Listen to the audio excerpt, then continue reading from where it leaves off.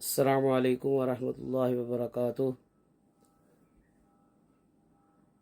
کافی دنوں سے ایک ویڈیو سامنے سے گزری، اس کے اندر ایک صاحب نے اپنے علم کے مطابق یہ بات کی کہ سب سے بہترین درود جو ہے وہ قرآن میں بیان کیا گیا ہے، سبحانہ ربی کا رب العزت یما یصفون وسلام علی المرسلین والحمد للہ رب العالمین۔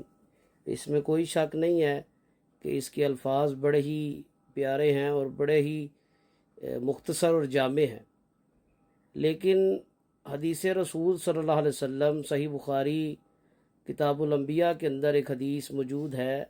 کعب بن عجرہ رضی اللہ تعالیٰ عنہ اس حدیث کے راوی ہیں۔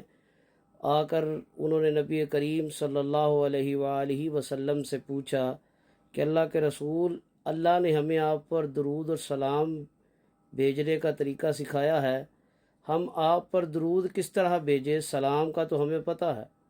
تو نبی کریم صلی اللہ علیہ وآلہ وسلم نے جو درود سکھایا وہ درود ابراہیمی ہے، جو ہم نماز میں بھی پڑھتے ہیں۔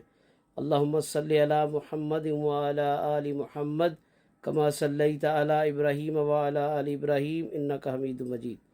اللہم بارک علی محمد وعلی آل محمد کما بارکت علی ابراہیم وعلی آل ابراہیم انک حمید مجید۔ اللہ قرآن کریم کے اندر یہ بیان فرماتے ہیں کہ سب سے بہترین بات، سب سے بہترین عمل جو ہے وہ قرآن کی تعلیمات کے مطابق اللہ اور اس کے رسول کی تعلیمات اور اطاعت والا ہے۔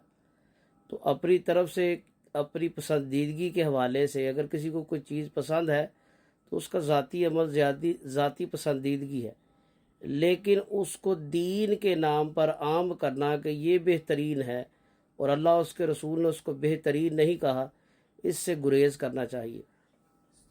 اللہ سے دعا ہے اللہ تعالی ہمیں حقیقی معنوں میں اطیع اللہ و اطیع رسول صلی اللہ علیہ وآلہ وسلم کے مطابق زندگی گزارنے کی توفیق عطا فرمائے۔ السلام علیکم ورحمۃ اللہ۔